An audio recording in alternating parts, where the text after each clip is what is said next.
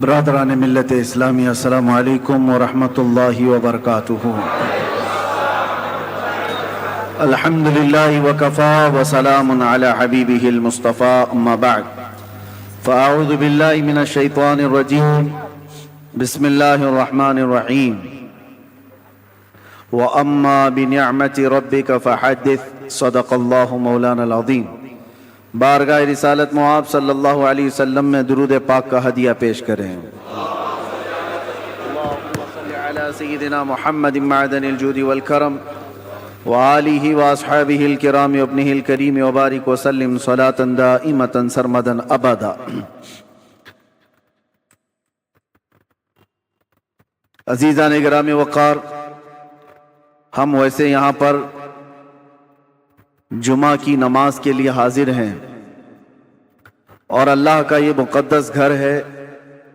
یہاں پر تعظیم، عبادت خالص اللہ کی ہوتی ہے۔ یہاں سارے انسان برابر ہیں۔ ہم میں سے دنیاوی اعتبار سے چاہے کسی بھی مقام کا حامل ہو، لیکن یہ گھر ایسا ہے جہاں پر سب کے سب برابر ہیں۔ امیر غریب، فقیر غنی، سب ایک صف میں ہیں۔ اسی لیے کہا گیا تھا، آ گیا عین لڑائی میں گر وقت نماز، قبلہ رو ہو کے زمیں بوس ہوئی قوم حجاز۔ ایک ہی صف میں کھڑے ہو گئے محمود و ایاز، نہ کوئی بندہ رہا نہ کوئی بندہ نواز۔ یہ اسلام کی خصوصیت ہے میرے عزیزو، اور اس خصوصیت کو ہمیشہ قائم رکھنا ہے۔ ایک بات، بہت مختصر سا وقت ہے، مولانا نے تو اس کو جلسہ بنا دیا، ورنہ تو یہ جمعہ ہی ہے۔ جمعہ الگ ہوتا ہے، جلسہ الگ ہوتا ہے۔ میں آپ سے ایک بات عرض کرنا چاہتا ہوں، برسوں سے آپ اس عبادت خانے میں یا جہاں پر بھی اپنی پیشانی ٹیکنے کے لیے جاتے ہیں، بچپن سے تو آپ مسجدوں میں جا رہے ہوں گے۔ ایک مسجد ایسی کوئی مجھے بتا دو جہاں خدا کی کوئی تصویر لگائی گئی ہو، کہیں ہے؟ چلو یہاں نہیں ہے تو مولانا نے کبھی شکل بتائی ہے کہ اللہ ایسا ہوتا ہے، خدا ایسا ہوتا ہے؟ نہیں بتایا۔ یہ پوری دنیا کی واحد قوم، ایک ہی قوم ایسی ہے جو بنا دیکھے سجدے میں چلی جاتی ہے۔ ہر قوم کو دنیا میں جا کر کے آپ دیکھنا، سرچ کر کے، سب کو جھکنے کے لیے کوئی نہ کوئی مورتی کی ضرورت ہوتی ہے۔ وہ سامنے دیکھتے ہیں پھر جھکتے ہیں، اور چاہے وہ کسی بھی دین میں ہو، سب نے اپنا اپنا کچھ نہ کچھ بنا رکھا ہے۔ عیسائی اگرچہ خدا کی عبادت کی بات کرتے ہیں، لیکن انہوں نے مریم اور حضرت عیسیٰ علیہ السلام کی بھی مورتیاں بنا لی ہیں۔ یہودی اگرچہ اللہ کی عبادت کی بات کرتے ہیں، لیکن نبیوں کی مورتیاں انہوں نے بھی بنا رکھی ہیں۔ جتنے مذاہب ہیں، انہوں نے سب نے اپنی اپنی جھکنے کے لیے کچھ نہ کچھ چیزیں بنائی ہیں۔ یہ پوری دنیا میں ایک ہی قوم ہے، ایک ہی قوم ہے۔ اسی لیے تو میں عرض کرتا ہوں میرے عزیزو، اللہ تبارک و تعالیٰ نے ہماری اور تمہاری فضیلت میں قرآن کی شروع کی آیتوں میں فرمایا یؤمنون بالغیب، یہ وہ لوگ ہیں جو غیب پر ایمان رکھتے ہیں۔ آج تک ہم نے اللہ کو دیکھا نہیں، اور لوگ یہ طعنہ مارتے ہیں کچھ، جیسے ابھی مسئلہ چل رہا تھا کہ ہم سب نے پکارا تھا آئی لو محمد صلی اللہ علیہ وسلم، سیدنا محمد صلی اللہ علیہ وسلم۔ میرے عزیزو، ہمیں یہ چیزیں راستوں پر یا جلسوں پر اس طرح علل اعلان کہنے کی ضرورت کیوں پیش آتی؟ جب کوئی درندہ چھیڑتا ہے تو ہمیں پھر اظہار کرنا واجب ہو جاتا ہے۔ اگر کوئی نہ پوچھے آپ سے تو بتانا ضروری تو ہے نہیں، لیکن جب اگر کوئی چھیڑے تو پھر ہمیں بتانا واجب ہو جاتا ہے کہ ہم اپنے نبی پاک صلی اللہ علیہ وسلم سے اپنی جان سے زیادہ محبت کرتے ہیں۔ تو کسی ایسے ہی کیڑے مکوڑے نے یہ سوال کیا تھا سوشل میڈیا پر کہ یہ مسلمانوں کو دیکھو، جگہ جگہ یہ پرچم اٹھائے ہوئے ہیں کہ اپنے نبی سے محبت کرنے کی بات کرتے ہیں، ان سے ذرا پوچھو کیا انہوں نے اپنے نبی کو دیکھا ہے؟ جس سے آئی لو محمد کہہ رہے ہیں، کیا محمد صلی اللہ علیہ وسلم کو انہوں نے دیکھا ہے؟ اس ظالم کو تو میں یہ جواب دیتا ہوں، بن دیکھے جب یہ حال ہے۔ ارے دیکھتے تو بات الگ تھی، سر ہتھیلیوں پر لے کر کھڑے ہوتے ہیں۔ بنا دیکھے یہ حال ہے کہ ہم اپنی ماؤں کو اور اپنے باپ کو بچپن سے دیکھا ہے، باوجود اس کے ہم اپنی ماں اور باپ سے زیادہ اپنے نبی سے محبت کرتے ہیں۔ یہ اللہ تبارک و تعالیٰ کی طرف سے ہمیں عطا کیا ہوا ہے۔ میں آپ سے یہ بات کہنا چاہتا ہوں کہ دنیا اسی میں پریشان ہے کہ ایک ایسی قوم ہے، نہ اپنے خدا کو دیکھیے نہ اپنے نبی کو دیکھیے، لیکن دوسروں کی بنسبت اس قوم کا حال یہ ہے، دوسروں کو پرچار کر کر کے بلانا پڑتا ہے، اور یہ بنا اعلان کے جمعہ میں بھر جایا کرتے ہیں۔ آج تک کبھی جمعہ کا پوسٹر لگتا ہوا دیکھا آپ نے کہ اس مسجد میں جمعہ کی نماز ہونے والی ہے؟ بچپن سے کبھی سنا آپ نے؟ ایک اذان ہوتی ہے ساری صفیں بھر رہی ہیں۔ ہر مسجد کا حال ہے۔ جمعہ میں کون تمہیں دعوت دے کر بلاتا ہے؟ مؤذن صاحب گھر گھر جاتے ہیں، پوسٹر لگایا جاتا ہے، پرچار کیا جاتا ہے؟ نہیں۔ اس بات سے تو دنیا خوف زدہ ہے کہ آخر ان کو کون جمع کرتا ہے ان صفوں میں، اور صفوں میں آنے کے بعد کسی کی کوئی وی آئی پی صف نہیں ہے۔ جو پہلے آیا وہ پہلے بیٹھ گیا۔ وہ کسان کا بچہ بھی سامنے بیٹھ سکتا ہے، کسی غریب مزدور کا بچہ بھی پہلی صف میں بیٹھ سکتا ہے، اور بادشاہ اگر تاخیر سے آئے تو پیچھے ہی بیٹھا رہے۔ یہ نظام کہاں سے ہے؟ یہ آج تک ان کو کون بنا کر رکھا ہے؟ دنیا اس بات سے خوف زدہ ہے میرے عزیزو۔ یہ وہ چیزیں ہیں۔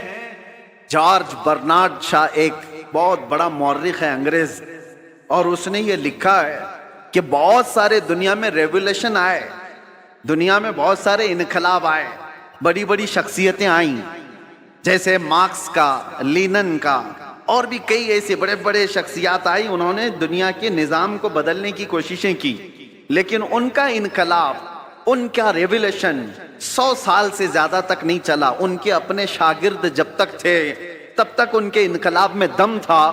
جارج برنارڈ شاہ کہتا ہے دنیا میں ایک ہی انقلاب میں نے دیکھا ہے، 14 صدیوں کے بعد بھی آج بھی پوری طاقت کے ساتھ قائم ہے، اور وہ انقلاب ہے مکہ کی سرزمین سے اٹھا ہوا، محمد الرسول اللہ کی زبان سے لایا ہوا، اور مدینے کے بادیہ نشین بغیر چپل کے ایک لباس میں چلنے والے وہ صحابہ کا لایا ہوا انقلاب ہے۔ اور زمانہ بدلتا گیا، حکومتیں بدلتی گئی، کتنے طوفان آئے، کتنے اندھیریاں، کتنے کیا کیا آئے، لیکن اس انقلاب میں آج بھی وہ دم ہے، آج بھی وہ اثر ہے کہ ایک بار اگر ان کے نبی کو کوئی چھیڑ لے تو پوری دنیا میں یہ سڑکوں پر آ جاتا۔ یہ بات میں آپ کو اس لیے کہہ رہا ہوں، یہ جان ابھی تک باقی کیوں ہے؟ 1400 سال ہو گئے، یہ جان باقی ہے۔ آپ کو پتہ ہے، میں آپ کو بہت بڑی بات کہنے جا رہا ہوں، توجہ۔ یہ جمعہ آج تک ہمارے سلامت ہیں۔ کتنے درندے آئے اذانیں بند کرنے کے لیے، قرآن پر پابندیاں لگانے کے لیے، کیا کیا نہیں کیا۔ 1400 سال یوں ہی نہیں گزرے ہمارے۔ لوگ کہتے ہیں آج حالات خراب ہیں، اس سے بھی بڑے حالات خراب ہو کے گئے۔ چنگیز آیا، ہلاکو آیا، جنہوں نے مسلمانوں کی کھوپڑیوں سے مینار بنا دیے تھے، بغداد کی پوری سرزمین کو مسلمانوں کے خون سے لال کر دیا تھا۔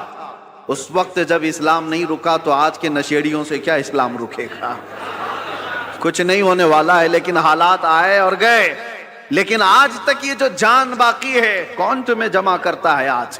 ویسے تو مسلمان کسی کی جلدی ماننے والے نہیں، کسی کو قائد بھی نہیں مانتے۔ کوئی ہمارا ایک لیڈر ایسا ہے نہیں جو سب کو جمع کر دے، اس کے باوجود بھی ان صفوں میں کون جمع کرتا ہے؟ امام کی بھی وہ حیثیت نہیں ہے تمہیں جمع کرنے کی۔ بھائی امام کی حیثیت کو کیا ہے وہ تو ہم جانتے ہیں، ہر مسجد کا وہ بیچارہ وہ اپنے ہی گھر بار کی فکر میں ہے۔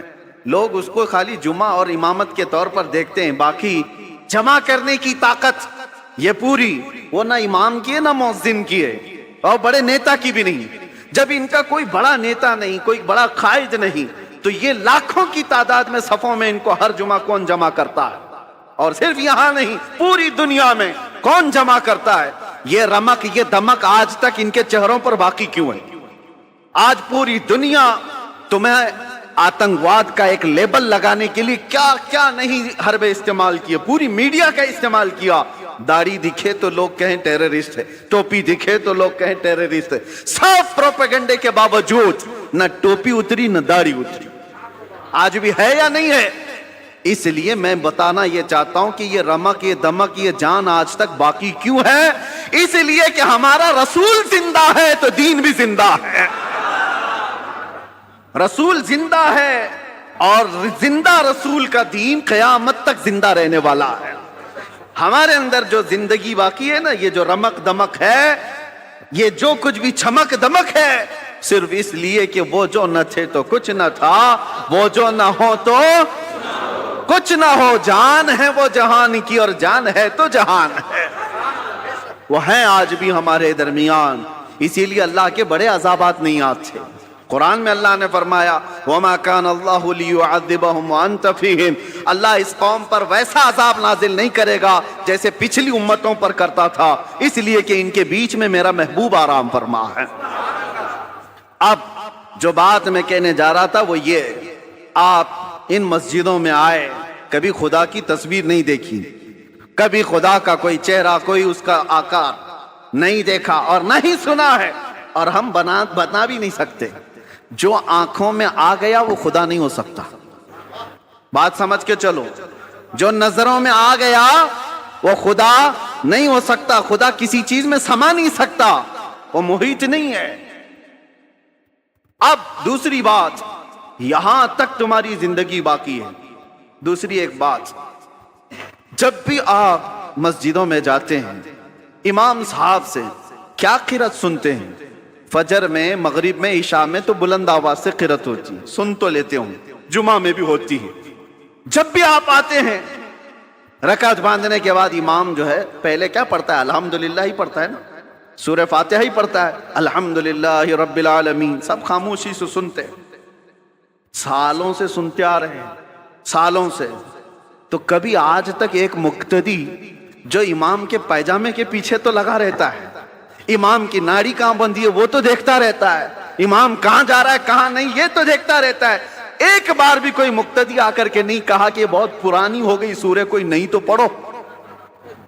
کبھی کہا کسی نے؟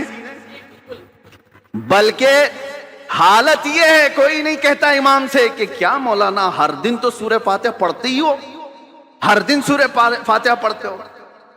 کوئی نہیں کہا کہ یہ پرانی ہو گئی نیا کچھ لے کے آؤ. نہیں، بلکہ اگر امام نیا کرنے کی کوشش کرے تو قوم اس کو سیدھا کر دے گی. وہی پڑھو جو میرے نبی نے پڑھا ہے، وہی پڑھو. کیوں آج تک کوئی بھی چیز جب ہم دیکھتے ہیں کنٹینیو، بریانی 4 دن کنٹینیو نہیں کھائی جا سکتی، 5 دن روز دال چاول بھی نہیں چلتا. انسان کی طبیعت ایسی ہے کہ ہر چیز اس کو بدل بدل کر کے چاہیے، نہیں چاہیے. لیکن اس میں کبھی نیا کا تصور بھی نہیں آتا. کیوں؟ ایک یہ چیز. دوسری چیز میں نے بتایا، مسجدوں میں ہمارے قرآن وہی ہے، سورہ فاتحہ سے شروع کرتا ہے امام، اس کے بعد چاہے قرآن میں کہیں سے بھی پڑھے سورہ فاتحہ تو پڑھتا ہے. لیکن کسی مقتدی کو آج تک اس بات پر کوئی شکایت نہیں. تیسری ایک اور چیز، تمہارا کلمہ کیا ہے؟ لا الہ الا اللہ محمد رسول اللہ. ایک کلمہ ہے. تمہارے باپ کا کلمہ کیا تھا؟ اور دادا کا کلمہ کیا تھا؟ پردادا کا کلمہ کیا تھا؟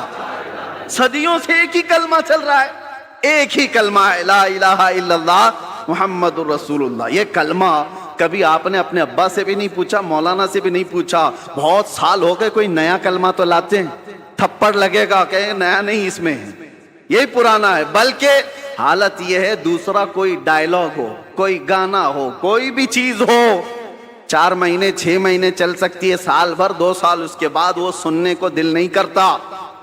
آدمی چاہتا ہے یہ پرانا ہو گیا اب کچھ نیا سناؤ. کلمہ طیبہ کو کوئی بھی امتی یہ نہیں کہتا پرانا ہو گیا. ارے 70,000 بار بھی پڑھیں تو اس میں جدت اور لذت اور آتی، کبھی پرانا نہیں ہوتا. یہ ایسی چیزیں تمہارے پاس ہیں، تمہارے پاس ہیں. یہ جمعہ کی جماعت، یہ قرآن کی حقانیت، یہ کلمہ طیبہ کی جدت جو ہر زمانے میں ہے، کیا یہ تمام چیزیں اس بات کا ثبوت نہیں ہے کہ اسلام زندہ ہے اور قیامت تک زندہ رہنے والا ہے؟ کسی بھی جگہ پر تمہیں یہ چیزیں نہیں مل سکتی. ہر جگہ بہت کچھ بدلاؤ ہے. ہاں میں بتا سکتا ہوں چیلنج کے ساتھ، دنیا کا کوئی بھی مذہب ہو، لائے کتابیں اور ہم بتاتے ہیں اس کے کتنے کتنے نسخے ہیں، کتنے کتنے. بائبل میں آج کتنے نسخے، 70 سے زیادہ نسخے الگ الگ ملتے ہیں. یونان میں الگ ہے اور یورپ میں الگ ہے. جو انجیل Bible Old Testament New Testament سب بدلی ہوئی ہیں، اور ہمارے ہاں کی کتابیں، ہمارے دیش میں جو بہت ساری مقدس کتابیں مانی جاتی ہیں، ان میں بھی ہیر پھیر ادھر ادھر بدلاؤ الگ الگ ہے. لیکن افریقہ سے لے کر امریکہ تک، ہند سے لے کر کے آپ کسی بھی کونے تک جاؤ، قرآن سورہ فاتحہ سے شروع ہوتا ہے والناس پر ہی ختم ہوتا ہے. فرقے بہت ہوئے دین میں، اسلام میں بہت سارے فرقے ہوئے، لیکن اس میں کسی کا اختلاف نہیں آیا. قرآن کے 30 پارے اور 114 سورتیں جو صحابہ کے زمانے میں تھی وہ آج بھی وہی موجود ہے. اس کلام پاک پر کسی کا اثر کیوں نہیں ہوا آج تک؟ کوئی قرآن نہیں بدل پایا، کوئی ایک پارا تو چھوڑو، ایک سورہ تو چھوڑو، ایک حرف بھی نہیں بدل پایا، زبر زیر اور نقطے بھی اس کے بدل نہیں پائے.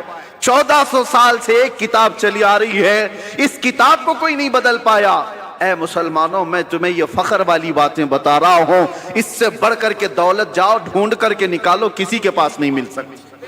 پھر تم کس بات کے مایوسی میں جیتے ہو ہمارے پاس کچھ نہیں ہے؟ اتنی بڑی دولتیں جس کے پاس ہے اسے سر جھکا کر نہیں، سر اٹھا کر جینا چاہیے. دنیا میں سر اٹھا کر کے جیو. اللہ رب العزت کے دی ہوئی یہ ساری نشانیاں تمہارے پاس موجود ہے. چلو ہم کہانیوں، جس کو یہ لوگ کہتے ہیں کہانیاں ہیں، غوث پاک کی کرامت سناؤ تو کہیں کہانی ہے، غریب نواز کی کرامت سناؤ تو کہیں کہانی ہے، حضور پاک صلی اللہ علیہ وسلم کے معراج کا واقعہ سناؤ تو کہتے ہیں کہانی ہے. تم کو یہ لگتا ہے پرانی باتیں کہانیاں ہیں تو ٹھیک ہے، لیکن جو قرآن آج تک موجود ہے اس کا جواب تو لا کر کے دے دو. یہ جو قرآن ہے یہ تو کہانی نہیں، تمہارے پاس ہے. اور قرآن جگہ جگہ چیلنج کرتا ہے. اللہ خود فرماتا ہے فَأْتُوا بِسُورَةٍ مِّن مِّثْلِهِ، اگر ہمت ہے تو اس کی طرح کی ایک سورہ بنا کر کے لاؤ. اور یہ 1400 سال پہلے کیا ہوا چیلنج ہے. آج تو دنیا بہت ترقی کر چکی ہے، ٹیکنالوجی میں کہاں تک جا چکی ہے. پیٹروٹ میزائل اور منٹوں میں ادھر سے ادھر سفر کرنے والے، ان سارے ٹیکنالوجی کے بادشاہوں سے کیوں نہیں پوچھتے کہ ایک قرآن کیوں نہیں بنا پاتے، کیوں نہیں لائے؟ میرے عزیزو، اللہ کا یہ وعدہ ہے. اللہ فرماتا ہے قُلْ لَئِنِ اجْتَمَعَتِ الْإِنسُ وَالْجِنُّ عَلَىٰ أَن يَأْتُوا بِمِثْلِ هَٰذَا الْقُرْآنِ لَا يَأْتُونَ بِمِثْلِهِ وَلَوْ كَانَ بَعْضُهُمْ لِبَعْضٍ ظَهِيرًا. اے رسول پاک آپ کہہ دیں سارے انسان مل جائیں، سارے جنات مل جائیں، سب مل کر کے ایک دوسرے کی مدد کر کے ایسا قرآن بنانا چاہیں، اللہ فرماتا ہے تب بھی وہ نہیں لا سکیں گے، نہیں لا سکیں گے. اللہ کا وعدہ ہے. تو آج تک جو اس کتاب کا مثل نہیں لا سکا وہ کتاب تمہارے پاس ہے، وہ قرآن تمہارے پاس ہے. مجھے بتاؤ اس سے بڑھ کر کے دولت اور کیا ہے؟ اس سے بڑھ کر کے دولت کیا ہے تمہارے پاس؟ یہ زندہ جاوید معجزے ہیں. اب یہ سب چیزوں کے بعد پھر میں آپ سے اخیر میں اتنا کہنا چاہوں گا، جس کے پاس اتنی قیمتی چیزیں ہیں اس کو اعلیٰ حضرت کی یہ بات سننا چاہیے. اعلیٰ حضرت کیا کہتے ہیں؟ سونا پاس ہے، سونا بن ہے، سونا زہر ہے. اٹھ پیارے، 3 بار سونے کا لفظ استعمال کیا. سونا پاس ہے تیرے، اس کا مطلب کیا ہے؟ گولڈ. سونا پاس ہے، سونا بن ہے. بن کہتے ہیں جنگل کو. سونا جنگل سنا ہے نا، خالی پڑا ہوا جنگل ہے جہاں درندے، اس کو سونا جنگل کہتے ہیں. یعنی سونا پاس ہے تیرے، گولڈ پاس ہے، اور جنگل والا راج ہے. اور ایسے وقت میں سو کر کے رہنا یہ تو زہر ہے. اٹھ پیارے، ایسے وقت میں سونا زہر ہے. اٹھ پیارے، تو کہتا ہے میٹھی نیند ہے تیری متھی نرالی ہے، آنکھ سے کاجل صاف چرا لے یہاں وہ چور بلا کے ہیں، تیری گٹھری تاکی ہے اور تو نے نیند نکالی ہے. اور یہ دنیا کا حال یہ ہے، شہد دکھائے زہر پلائے، شہد دکھائے زہر پلائے، قاتل ڈائن شوہر کش. 3 لفظ اعلیٰ حضرت نے کہا. یہ دنیا کیسی ہے معلوم ہے؟ یہ قاتل ہے، یہ ڈائن ہے، یہ شوہر کش ہے. ایسی عورت کے یہ 3 لقب ہے. قاتل مطلب مرڈر کرنے والی، اور ڈائن کہتے ہیں وہ عورت جو روز شوہر بدلتی ہو، روز شوہر بدلتی ہو، اس کو ڈائن کہتے ہیں. یہ عورت کے لیے گالی ہے. اور شوہر کش کس کو کہتے ہیں؟ شوہر بدلنے والی تو ڈائن ہے، لیکن اپنے ہی شوہر کو مار دیتی ہو وہ شوہر کش ہے. دنیا کو اعلیٰ حضرت کہتے ہیں 3 چیزیں یہ دنیا کے اندر ہے، جو اس سے محبت کرتا ہے جو اس کے پیچھے بھاگتا ہے یہ دنیا اس کو مرڈر کرتی ہے، اس کا قتل کرتی ہے اور پھر بدل لیتی ہے، دوسرا آ جاتا ہے، آج لاکھ روپے تمہارے جیب میں، کل یہ پیسے کسی اور کے جیب میں، یہ روز بدلتی ہے اپنا عاشق، اور پھر جو اس سے عشق کرتا ہے اس کو مار بھی ڈالتی ہے، مار ڈالتی ہے۔ اعلیٰ حضرت فرماتے شہد دکھائے، زہر پلائے، قاتل ڈائن، شوہر کش، اس مردار پہ کیا للچائے، دنیا دیکھی بھالی ہے، وہ تو نہایت سستا سودا بیچ رہے ہیں جنت کا، ہم مفلس کیا مول چکائیں، اپنا ہاتھ ہی خالی ہے۔ میرے عزیزوں، اس لیے میں کہتا ہوں جس کے پاس اتنی قیمتی چیزیں ہیں اسے سونا زیب نہیں دیتا، اسے غفلت کی نیند زیب نہیں دیتی، اسے بزدلی اچھی نہیں لگتی، اس لیے جیو تو شیروں کی زندگی جیو۔ اور میرے علاقے کے شیر میسور ٹیپو سلطان شہید رحمت اللہ تعالیٰ علیہ کا فرمان تھا، گیدڑ کی 100 سالہ زندگی سے شیر کی ایک دن کی زندگی بہتر ہے، بزدلوں کی طرح گھٹ گھٹ کر کے لمبا جینے سے بہتر ہے علل اعلان ایک دن جی کر کے چلے جائیں، اس لیے کہ ہمیں پتا ہے تلوے چاٹنے والوں کی تاریخ نہیں لکھی جاتی، باطل سے ٹکرانے والوں کی تاریخ لکھی جاتی ہے۔ آپ کو ڈر کس بات کا؟ آپ مجرم قوم سے ہیں، آپ چور قوم سے ہیں، آپ کا کیا خوف ہے، کس بات کا ڈر ہے؟ کیا قرآن جھوٹا ہے؟ کیا اللہ تبارک و تعالیٰ کی شان میں کوئی کمی ہے؟ میرے نبی پاک کے اخلاق میں کوئی کمی ہے؟ سب کچھ تمہارے پاس اچھا ہے، تو پھر ڈرنا اور سہمنا کیا؟ میرے عزیزو، آپ سب اگر اس بات کا انتظار کرتے رہیں، جیسے کہتے ہیں حالات بہت برے ہیں، حالات بڑے خراب ہیں، ایک بات یاد رکھو، جو بندہ یہ سوچتا ہے کہ پوری ٹریفک خالی ہو تب میں ڈرائیونگ سیکھوں گا تو پھر وہ بوڑھا ویسی ہی ہو جائے گا۔ ہاں، گاڑی چلانا سیکھنا ہے تو ٹریفک میں آؤ، آپ کو اسی میں سیکھنا پڑے گا، ادھر ادھر کے اڑے تیڑے آتے ہی رہیں گے، ان کے بیچ میں ہی تم ڈرائیور بن سکتے ہو۔ چلنا سیکھو اور انہی حالات سے گزر کر کے نکلو گے تو اللہ تبارک و تعالیٰ قوت کے ساتھ تمہیں جمع فرمائے گا۔ وہ قوم کبھی کامیاب نہیں ہوتی جو گھر میں بیٹھ کر کے مانگ رہی ہے کہ مدد آ جائے، مدد آ جائے۔ اگر ایسی ہی مدد آتی تو میرے نبی صلی اللہ علیہ وسلم 313 کو لے کر بدر تک نہیں جاتے، وہ مدینے میں بیٹھ کر دعا کرتے تو اللہ مشرکین کو ویسے ہی ہلاک کر دیتا۔ اگر نبی پاک صلی اللہ علیہ وسلم مسجد نبوی سے ہاتھ اٹھا دیتے احد کے سارے مشرکین ویسے ہی مر جاتے۔ میرے نبی اپنے گھر سے نکلے، صحابہ اپنے گھر سے نکلے، میدانوں میں آئے اور اپنی طاقت و قوت کا استعمال کیا، اس لیے کہ یہ امت کو بتانے کے لیے کہ امت کا مزاج ایسا نہ ہو کہ کچھ بھی مصیبت آئی فاتحہ دلایا، دعا کیا، اللہ اس کے منہ میں کیڑے پڑ جائیں اور اس کو ایسا ہو جائے، اس کو ایسا ہو جائے، چادر اوڑھ کے سو گیا۔ میرے عزیزو، یہ مجاہدین کی زندگی نہیں ہے، مجاہدین کی زندگی یہ نہیں ہوتی، مومنین کی زندگی بھی یہ نہیں ہوتی، بلکہ مومنین کی زندگی یہ ہے جب تک اللہ نے بولنے کی طاقت دی ہے حق بات کا اعلان کر کے جاؤ۔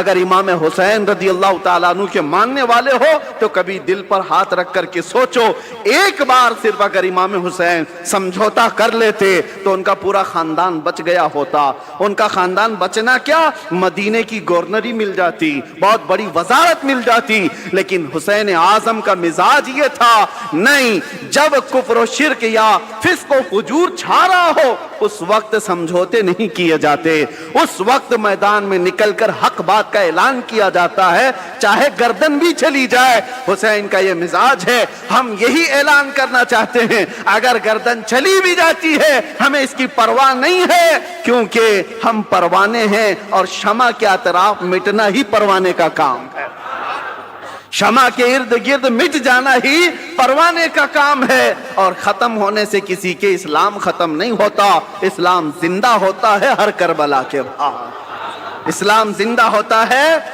ہر کربلا کے بعد۔ بس میں آپ سے یہ گزارش کرنا چاہوں گا، آپ جس طریقہ کار کو جو نوجوانوں نے آج پکڑ رکھا ہے اس سے توبہ کر لیں۔ یہ نشہ کا ماحول، یہ خرابیوں کا ماحول، یہ جو دور دورہ چل پڑا ہے، اے نوجوانوں، یہ تمہاری زندگی کو سیب نہیں دیتا، یہ شیوا امت مصطفیٰ کا نہیں ہے۔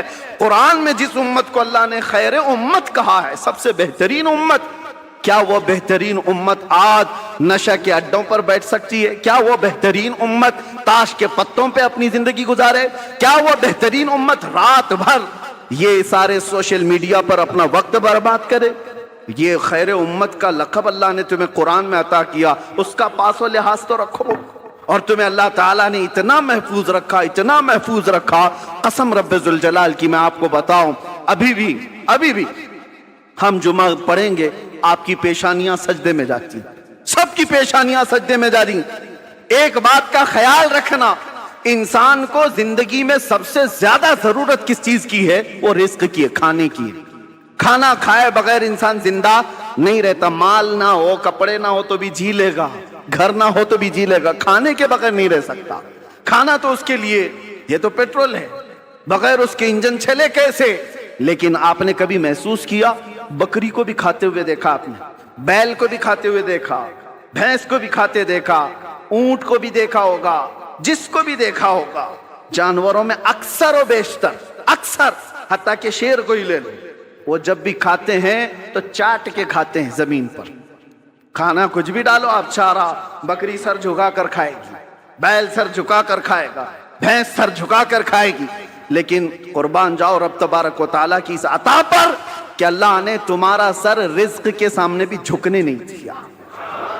کیوں؟ جو سب سے زیادہ ضروری ہے تمہاری زندگی میں وہ رزق ہے، رب تعالیٰ نے ہاتھ دیے، اٹھاؤ اور کھاؤ، اس لیے کہ پیشانی اس رزق کے سامنے نہیں جھکنی ہے، رزاق کے سامنے جھکانا ہے، رزاق کے سامنے جھکانا ہے۔ اس پیشانی کو اللہ نے اتنا محفوظ رکھا ہے، اتنا محفوظ کہ ہم اپنی سب سے زیادہ ضرورت مند چیز پر بھی نہیں جھکتے۔ نہ ہم اولیاء کے سامنے جھکتے ہیں، نہ ہم رسولوں کے سامنے، نبیوں کے سامنے، کسی کے سامنے سر جھکانے کی اجازت نہیں ہے۔ سجدہ کرنا ہے تو صرف اور صرف اللہ رب العزت کی۔ یہ ہماری شریعت ہے کہ نہیں ہے؟ سجدہ کسی کے لیے نہیں جائز۔ اللہ کے نبی نے فرمایا ہے اگر سجدہ اللہ کے علاوہ کسی اور کے لیے جائز ہوتا تو اللہ تبارک و تعالیٰ سب سے پہلے اپنے نبی کو سجدہ کرنے کا حکم دیتا۔ اللہ کے بعد سب سے بڑا مقام رسول اللہ کا ہے۔ یہ پیشانی اتنی محفوظ اللہ نے رکھی، خالص اپنے لیے بنایا، اپنے لیے بنایا۔ آج اس پیشانی کا ہم کہاں استعمال کر رہے ہیں، کس کے سامنے جھک گئے۔ اسی لیے میرے عزیزو، اگر تم دنیا کے سامنے جھکتے رہو گے، ذلیل ہوتے ہی رہو گے، ذلیل ہوتے ہی رہو گے، اور ایک جگہ نہیں 1000 جگہ جھکنا پڑے گا، 1000 جگہ۔ اور اقبال اسی کو کہتا ہے، وہ ایک سجدہ جسے تو گراں سمجھتا ہے، وہ ایک سجدہ جسے تو بھاری سمجھتا ہے، ارے 1000 سجدوں سے دیتا ہے آدمی کو نجات۔ ایک بار یہاں جو جھک گیا، اللہ اس کو دوسری جگہ جھکنے نہیں دیتا، تمہاری پیشانیوں کو محفوظ رکھتا ہے۔ الحمدللہ ہم نے پریکٹیکل دیکھا بھی ہے یہ ساری چیزیں کہ اللہ اس کے رسول کے لیے جو مضبوطی سے کھڑا ہوتا ہے، اللہ حالات اس کے لیے ویسی ہی مناسب فرما دیتا ہے۔ ہم نے اپنے سفر میں دیکھیں کیسے کیسوں کو دیکھا ہے۔ ہم لوگ یہ سوچتے ہوں گے وہاں ایسا ہو رہا ہوگا، ویسا ہو رہا ہوگا، بہت کچھ باتیں افواہیں اڑتی رہتی ہیں، لیکن ہم نے جو دیکھا ہے اچھوں کے دلوں کو نرم ہوتے ہوئے بھی دیکھا ہے۔ ہم کھڑے ہیں تو کچھ لوگوں کو تعظیم کرتے ہوئے بھی دیکھا ہے۔ 9 گھنٹے کا سفر کیا، اور وہ بھی ڈپارٹمنٹ کے سارے لوگ بندوق تانے ہوئے، ہتھکڑیاں باندھے ہوئے، سارے ایسے بھی سفر کیے، لیکن اللہ رب العزت کو گواہ بنا کر آپ کے سامنے عرض کرتا ہوں، جب نماز کا وقت آتا، مغرب ہو جائے، عشاء ہو جائے، اس بھری گاڑی میں بھی اگر میں کہتا مجھے نماز پڑھنا ہے، سارے روک لیتے اور ہماری نماز بھی پڑھا دیتے تھے۔ ہمارا اپنا کوئی نہیں تھا، وہ گن تانے ہوئے لوگ بھی ہمیں ہماری چادر پر نماز پڑھنے کی اجازت دیتے تھے اور نماز پڑھ لیتے تھے۔ کئی مرتبہ گاڑی کو رکایا گیا، وہاں نمازیں ادا ہوئی۔ میں یہ اپنی تعریف میں نہیں کہہ رہا، اس بات کے لیے کہہ رہا ہوں کہ رب کے سامنے جو جھکتا ہے، اللہ دوسروں کے سامنے جھکنے سے بچا لیتا ہے، اور راستے اس کے لیے اللہ ہموار فرماتا ہے۔ تم بہانے کرتے رہو گے، 1000 بہانے آتے رہیں گے۔ ایک بار اللہ کی بارگاہ میں اپنے آپ کو سپرد کر کے تو دیکھو، اگر دنیا ایک دروازہ بند کرتی ہے، مولا 70 دروازے کھول دیتا ہے۔ رب تبارک و تعالیٰ کہنے سننے سے زیادہ عمل کی توفیق عطا فرمائے۔